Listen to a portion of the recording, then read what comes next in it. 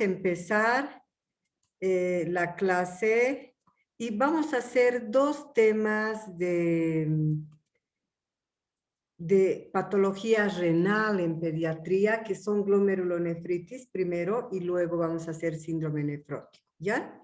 Estos dos temas, particularmente, hablaremos de glomerulonefritis, son enfermedades de riñones muy frecuentes en pediatría. Vamos a ver algunas características de la glomerulonefritis. Sabemos que es una lesión glomerular la que caracteriza a la glomerulonefritis aguda, que en su mayoría de los casos es inmunológica, pero puede tener algún componente hereditario o puede estar relacionada con alteraciones de la coagulación en menor frecuencia. Esta lesión inflamatoria inmunológica resulta de este fenómeno que ustedes conocen del sistema del complemento, que tiene dos vías, la clásica y la alterna, y que ambas vías, clásica y alterna, van a confluir en la formación del complemento C3, ¿ya? Entonces, vamos a ver que esto va a dar lugar a la producción de gran cantidad de anafilotoxinas, lo cual va a alterar la permeabilidad capilar. En pediatría, la glomerulonefritis aguda se dice que es un síndrome y nosotros ya sabemos el concepto de que es un síndrome. Es un conjunto de signos y síntomas en relación a una determinada patología, ¿verdad? Entonces, esta patología puede ser propia o puede ser acompañante o parte de un cuadro o de una enfermedad. ¿Cuál es su característica bien importante? Que tiene un inicio súbito, repentino, brusco. Se durmió bien el niño y al día siguiente amanece con síntomas, así de rápido. No es de varios días sino es súbito. Esa es una de las características. ¿Qué aparece? Aparece en general edema, que casi siempre está en la cara, oliguria, disminución franca de la orina, hipertensión arterial, alteraciones del sedimento urinario, particularmente lo más importante, una hematuria, cilindruria y a veces proteinuria, que no es lo más importante, pero casi siempre también hipocomplementaria. Todos estos signos que hemos leído, edema, oliguria, hipertensión, alteración del sedimento urinario, hematuria y cilindruria más hipocomplementaria, son pilares básicos para el diagnóstico de una glomerulonefritis aguda. El cuadro también se caracteriza porque presenta una regresión espontánea. No va atado a un tratamiento, sino que espontáneamente revierte el cuadro y en la mayoría de los casos tiene un pronóstico benigno. ¿Cuál es la etiología? Cuando hablamos de la glomerulonefritis aguda, ya hemos dicho que la mayoría es inmunológica y casi siempre es post-estreptocócica, es decir, secundaria a una infección por el estreptococo beta hemolítico del grupo A. Este estreptococo tiene mayor frecuencia que cualquier otro germen, pero de lejos. Por eso que su nombre siempre era glomerulonefritis post-estreptocócica, ¿ya? Dentro de este grupo se dice que hay cepas muy particulares que son nefritógenas, es decir, que tienen una mayor predilección por atacar a los riñones. Y las más frecuentes y comunes son la cepa 12, la 4, la 25 y la 60, pero pueden variar y pueden aparecer otras cepas, pero estas que les he leído, en general son las más frecuentes. Excepcionalmente, súper raro, se han demostrado glomerulonefritis secundarias a otros gérmenes, pero a cualquier germen, queridos. Fíjense, entre los más frecuentes se ha mencionado estafilococo, neumococo, salmonela, algunos virus, parásitos. En general, fíjense, cualquier germen podría ser. pero esto es extremadamente raro. ¿Cómo es la fisiopatología de la glomerulonefritis aguda? Al ser una enfermedad inmunológica, ¿qué es lo que va a pasar? En primer lugar, la función renal en la fase aguda se encuentra alterada. Es decir, que baja, lo característico es baja el nivel de la velocidad de filtración. ¿Se acuerdan? En la nefrona, ¿verdad? ¿Se acuerdan? En la nefrona, esta filtración glomerular desde el glomérulo que está así, agarrada por la cápsula de Bowman, esa filtración disminuye mucho y esto hace que el flujo sanguíneo renal disminuya también. Microscópicamente, ¿qué vamos a notar? Que estos capilares glomerulares están obliterados, aunque de por sí ya son tortuosos así, sin embargo, por el edema de las células, etcétera, se vuelve más, estos capilares más tortuosos, más estrechos debido al edema, ¿ya? Pero la porción tubular que sale desde la cápsula de Bowman, túbulo contorneado proximal, asa de Henle, contorneado distal, etcétera, etcétera. Todo esto está prácticamente sano. Está por eso muy poco afectado. Y al estar esta función tubular intacta, va a existir mayor reabsorción de agua. Entonces, fíjense, si está disminuida la filtración glomerular y la función tubular está normal, va a haber mayor reabsorción de agua. Por lo tanto, ¿qué va a salir en la orina? Prácticamente nada. Por eso se dice que hay una franca disminución de la filtración, de la salida del orín hacia el exterior, ¿ya? Entonces, se dice, debido a esta función tubular que está intacta, que hay una gran reabsorción del agua y si se reabsorbe, se supone que regresa al torrente sanguíneo. Y entonces, ¿qué es lo que va a acontecer? Va a haber un balance positivo con una hipervolemia. Cada vez se regresa más, regresa hacia el torrente y poco se está eliminando hacia el exterior. Por lo tanto, hay una hipervolemia. Esta hipervolemia, es decir, aumento de la cantidad de líquido en el torrente sanguíneo, me va a aumentar la presión venosa central, que se va a repercutir en la aurícula derecha. Esa presión venosa central es terriblemente alta y en la parte sistémica de la circulación periférica también está alta. Por lo tanto, me va a dar lugar a una hipertensión arterial, ¿ya? La hipertensión arterial, como saben ustedes, hay si este es el vaso sanguíneo, aquí adentro la presión hidrostática está terriblemente alta. Y cuando la presión hidrostática es alta, ustedes ya saben que hay fuga de líquido hacia el intersticio, hacia afuera.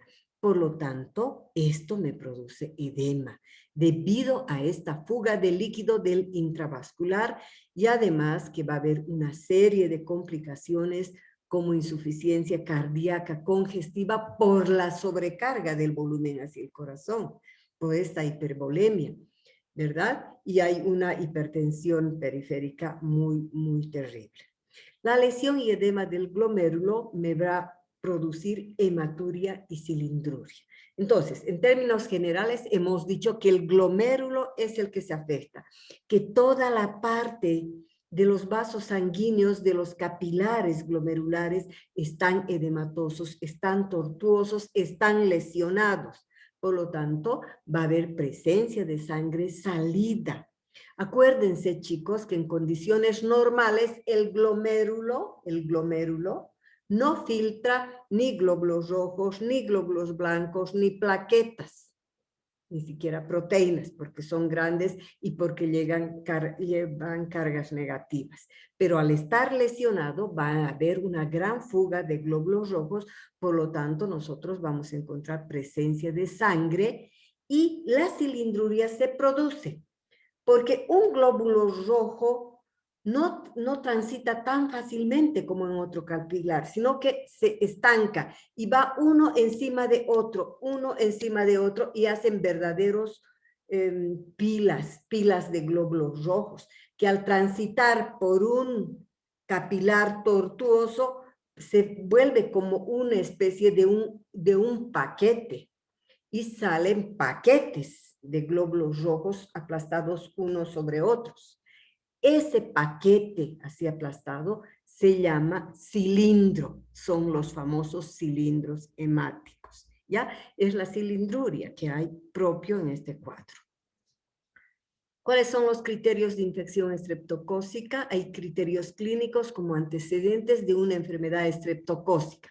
Entre las frecuentes, escarlatina, impétigo, piodermitis, amigdalitis, todas producidas por el estreptococo beta hemolítico.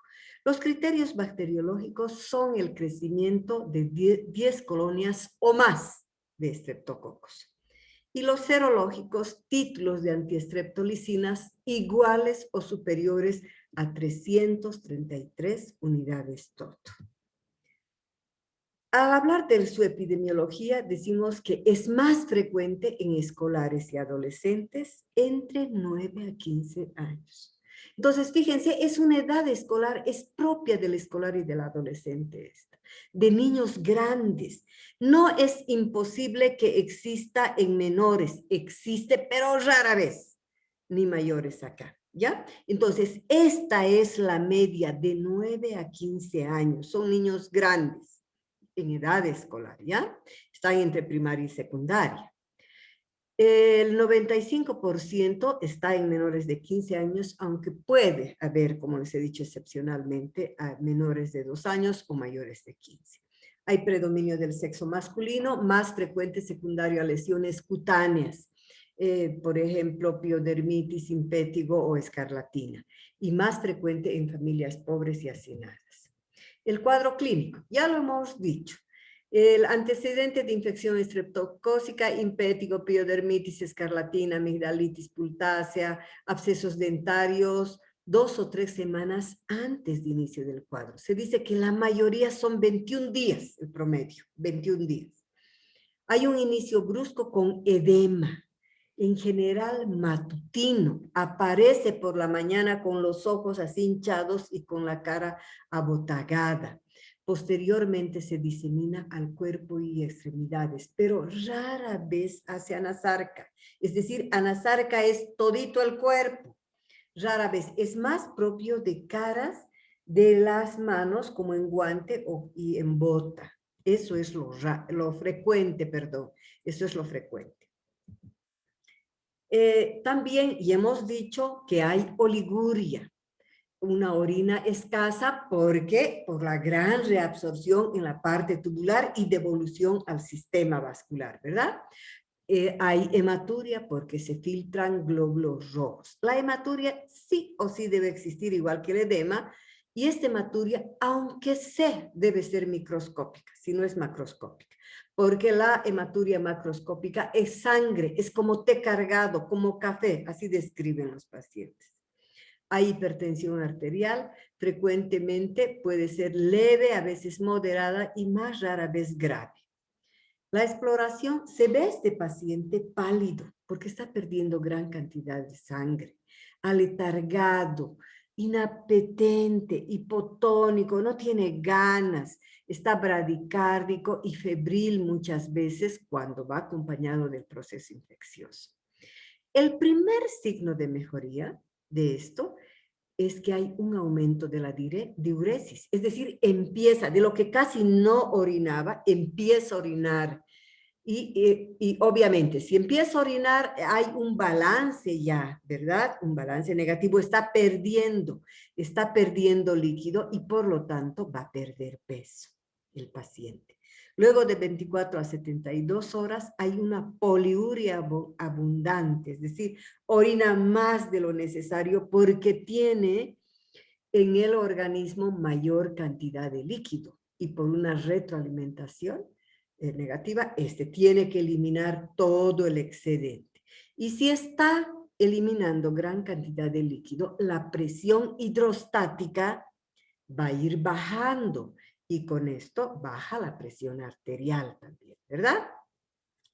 Va normalizándose la presión arterial. ¿Cuáles son las complicaciones de la fase aguda? Insuficiencia cardíaca aguda por la hipervolemia, encefalopatía hipertensiva, que se acompaña por cuando hay excesiva aumento de la presión arterial, hay cefalea intensa y puede llegar a convulsionar el paciente. Esa es la famosa encefalopatía hipertensiva que convulsiona, es un cuadro frecuente y muy grave. Y la insuficiencia renal, aunque parezca raro, chicos, debería ser lo más afectado porque está atacando el riñón. Sin embargo, es la complicación más rara, más rara. Y va con aumento de urea y creatinina. Lo frecuente es insuficiencia cardíaca aguda y encefalopatía hipertensiva, ¿ya? ¿Cuáles son los diagnósticos de laboratorio? Examen de orina. Voy a encontrar en un examen parcial de orina hematuria con cilindruria, lo que les he explicado, con sedimento de glóbulos rojos, blancos, etc. Rara vez, y no interesa mucho la proteinuria. El hemograma, anemia normocrónica, normocítica, con disminución de la eritropoyetina y de la ferritina. Y otros hipocomplementemia. El resto en general está normal. Entonces, ¿cuál es el tratamiento?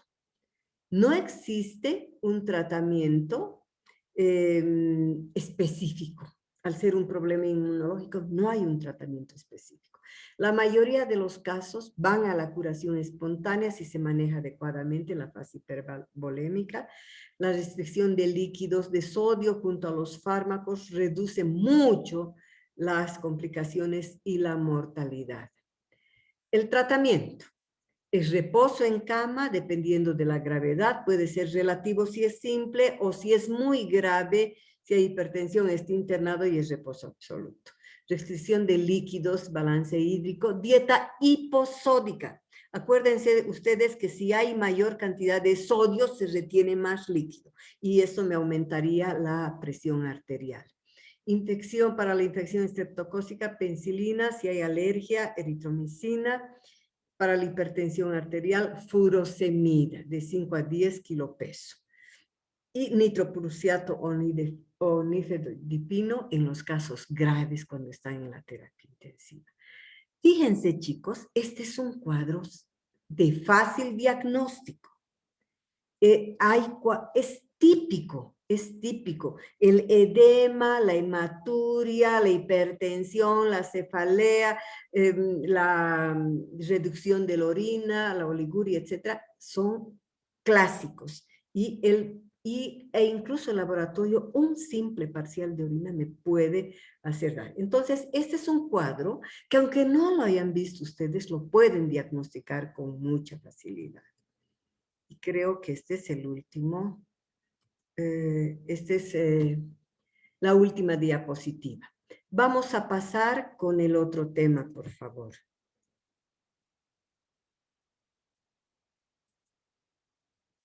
¿Están viendo, queridos? Sí, doctora. Sí, doctora.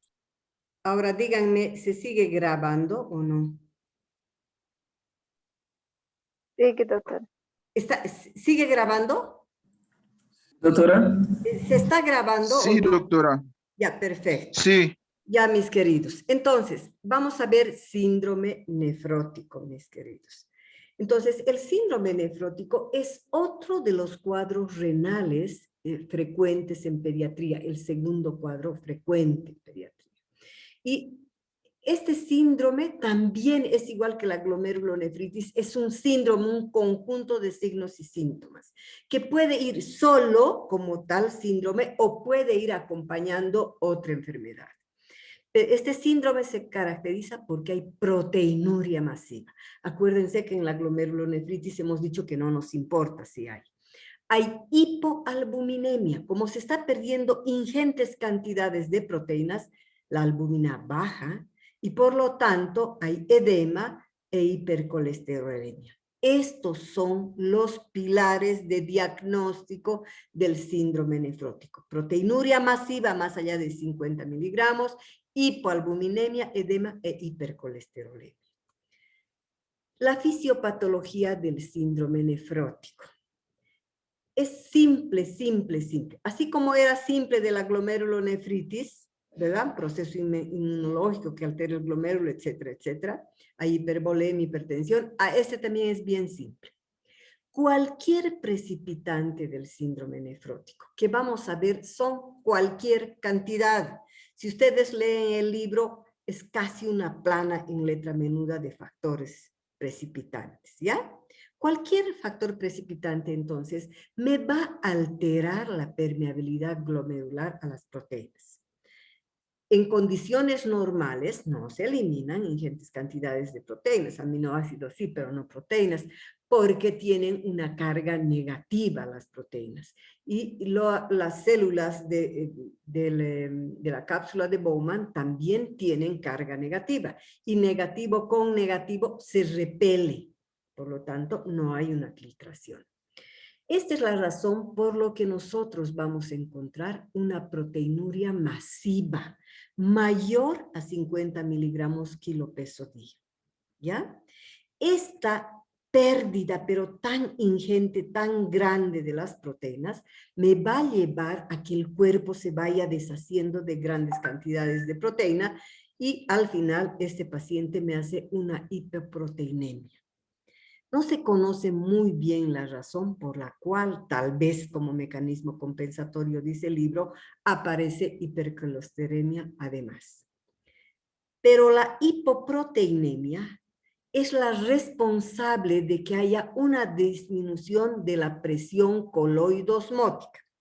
Acuérdense, la presión hidrostática le da la gran cantidad de agua. Es hidrostática por eso. En cambio, la presión coloidosmótica está dada por la gran concentración de proteínas en el intravascular. Si estas proteínas están bajas, hay una baja de la presión coloidosmótica y por lo tanto, cuando la presión coloidosmótica está baja, las proteínas salen. Perdón, el líquido sale hacia el intersticio. Si la presión está baja coloidosmótica, hay salida de líquido y gran producción de edema. ¿Ya? Esa es la causa del edema. Esta hipoproteinemia, fíjense, me va a producir lo siguiente. La proteína más abundante que tiene el cuerpo es la albúmina. Es la albúmina. Entonces, en términos generales, la pérdida de albúmina en grandes cantidades, que es lo que más tenemos como proteína, me va a conducir a la producción de edema. Pero además de la albúmina, tenemos pérdida de inmunoglobulinas. Y ustedes saben que las inmunoglobulinas están relacionadas con el mecanismo defensivo del cuerpo. Por lo tanto, al perderse las inmunoglobulinas, estos pacientes van a ser muy proclives a infecciones. También se pierde el factor beta del complemento. Lo mismo me predispone a infecciones. Se pierde la transferrina, que es una proteína transportadora del hierro en el torrente sanguíneo. Entonces, al no existir esta proteína transportadora del hierro, ese paciente termina con anemia. Disminuye también el factor de crecimiento insulínico que tiene que ver con el crecimiento global del niño y por lo tanto hay una disminución del crecimiento. También hay pérdida de la proteína transportadora de la vitamina D. Y ustedes saben que la vitamina D está involucrada en el metabolismo del hueso, ¿ya? Y encima de eso, fíjense, esto me produce osteopenia, pero además de esta cosa triste, estos niños reciben tratamiento con corticoides en forma prolongada. Y todo esto me va a alterar mucho el crecimiento óseo y al final estos niños terminan con una talla baja. ¿Ya? También hay inhibidores de la coagulación que me van a dar lugar a trombosis. Fíjense, toda esta complicación debido a la gran pérdida de proteínas ocurre en el síndrome nefrótico.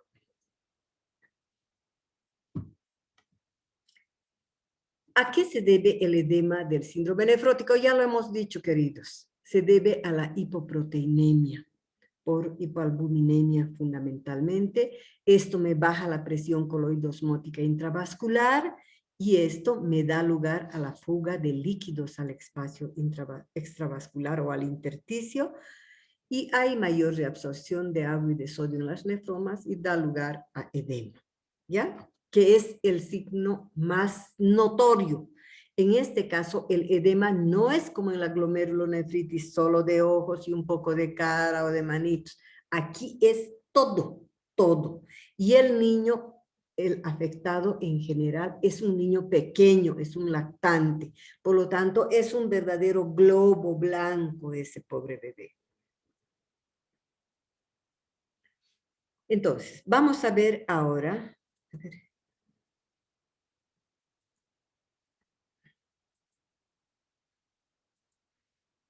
Vamos a ver el síndrome nefrótico que se subdivide en dos grupos. Dos grupos que son diferentes en cuanto a clínica, evolución y tratamiento. La nefrosis lipoidea, una de ellas, que no tiene muchas lesiones, o por eso se llama de cambios mínimos, y la nefrosis con lesiones, que puede haber problemas de glomerulosclerosis focal, mesangio capilar, membranoso, membrano proliferativo, etc. Hay lesiones renales muy notorias. Este síndrome nefrótico, si vemos desde el punto de vista de la causalidad, se dice que de 1 a 5 años, la edad está más o menos en este grupo, pero de este grupo el 80% es en lactantes de preferencia. Y la mayoría, el 90%, son nefrosis lipoidea. Esta forma que no tiene lesiones. Conforme va aumentando la edad, la nefrosis lipoidea va disminuyendo y solo alcanza a un 50%. Las causas de nefrosis lipoidea, aquí estoy describiendo solo lo más frecuente. Los AINES. Por eso que es contraindicado, no debería darse tan rutinariamente como se da ahora el diclofenaco, el ibuprofeno, piroxical. Y es a mano larga ahora, ¿verdad? Antes el libro te dice claramente hasta los 2 años mejor no des AINES. El paracetamol, por eso, definitivamente es lo más seguro en los niños. Puede ser secundario a alergias al polen, al Hodgkin, picadura de abeja, y en cambio las nefrosis con lesiones están relacionadas con el tumor de Wilms, que es un cáncer propio de la infancia, con la sífilis, con el lupus eritematoso, con la artritis, con la hepatitis B, con malaria, con heroína, diabetes, síndrome de Schoenlengen-Notch, sida, endocarditis y sales de oro, entre lo más frecuente. Causas del síndrome nefrótico, la causa conocida son mínimas. Todo esto que hemos descrito es lo mínimo. Lo más frecuente es la causa desconocida, tiene el mayor porcentaje, es decir, la idiopática, la que no se conoce la causa, ¿ya? ¿Por qué se filtran las proteínas en el glomérulo? Porque hay una pérdida de las cargas eléctricas negativas en la pared glomerular, es decir, se pierden los proteoglucanos y el mecanismo es inmunológico. Más frecuente es en lactantes y la sintomatología más importante, ya les he dicho, es el edema generalizado y pálido. Puede existir o no hipertensión y hematuria, y si existe es en un 25%. El 93% es nefrosis lipoidea que responde muy bien al tratamiento con corticoide, con prednisona. 20 a menos del 10% de estas que tienen lesiones no responden a corticoide y si no hay recaída en 4 años se considera curado. Lo que quiere decir que recaen muy seguido, muy seguido. Si tiene hipertensión por más de 2 o 3 años, hay probabilidad de daño renal y la mayoría de los casos, lo que les he dicho, son idiopáticos o de causa desconocida. Entonces, ¿cuáles son las complicaciones del síndrome nefrótico? por la pérdida de IgG, factores del complemento, las infecciones. La hipovolemia, con gran tendencia a la hipotensión ortostática, el choque hipovolémico temprano en estos niños. El tromboembolismo, porque hemos dicho que hay una fuga del líquido del intravascular al intersticio. Por lo tanto, estos tienen gran tendencia a la hipovolemia. También el tromboembolismo, la insuficiencia renal y disminución del crecimiento. ¿Cómo es el tratamiento? Cuando interno al paciente, lo hago solamente el primer episodio. ¿Por qué? Porque están más seguros estos niños en su casa. En cambio, en el hospital, como tienen una inmunidad baja, tienden a infectarse de gérmenes intrahospitalarios y sería grave, ¿verdad? Por lo tanto, están más seguros en su casa. Entonces, y se interna la primera vez para enseñar a la familia las características, la dieta, cómo es, cómo deben cuidar, etc. Si existe infección, se da antibióticos. El medicamento de elección es la prednisona, 2 miligramos kilo peso en 2 tomas. 95% responden a los corticoides, por eso se los llama córticos sensibles, y al descontinuar reaparece la sintomatología y se habla de córtico dependiente. Es decir, si yo corto, de nuevo aparece la sintomatología. Vuelvo a dar el corticoide, el paciente mejora, cuando corto, vuelve a reaparecer. Es decir, dependen del corticoide. Ese es córtico dependiente. Si no hay respuesta, es córtico resistencia y se dan medicamentos más fuertes, como la ciclosporina. Las nefrosis con lesiones, 7 al 20% responden al corticoide. El 25% de las nefrosis lipoideas nunca recaen. 25% presentan más o menos 2 recaídas por año y más del 50% recae a menudo. Fíjense qué triste. Recaen todo el tiempo. Es así esta enfermedad. La dieta es hiposódica, normoproteica, albúmina, se puede dar albúmina y contraindicado las vacunas virales por estar muy baja su sistema inmunitario. Entonces, estos niños casi siempre, chicos, terminan con talla baja y más o menos después de unos años en general tienden a curar. Pero si son nefrosis lipoideas, siempre tienen mejor pronóstico que los córtico-resistentes. Entonces, cuando están internados, llevan un letrerito en su cama. Nefrosis, síndrome nefrótico, córtico sensible, córtico resistente o córtico dependiente. Eso ya nos da una idea, ¿no? Creo que es el último. Sí.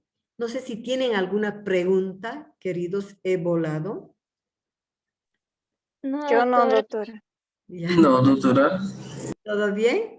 Ya, mis queridos. A ver, ¿cuándo tienen el examen de materno-infantil? ¿O de gineco? Viernes, doctor. Gineco mañana. Doctora. Ah, de gineco mañana. Sí, y viernes materno-infantil. Ah, ya, mis queridos, o sea que están así. Sí, doctora. Atosigados. Sí, doctora. Ya, mis queridos, que les vaya muy bien entonces, ¿ya? Gracias, Un doctora. abrazo. Gracias, doctora. Tú Chao, también. Gracias, doctora. Chao, Les chao. Que vaya bien mando, también. en un ratito les mando la grabación y las diapositivas, ¿ya? Chao, Ya, queridos. doctora, gracias. Chao, chao. Chao.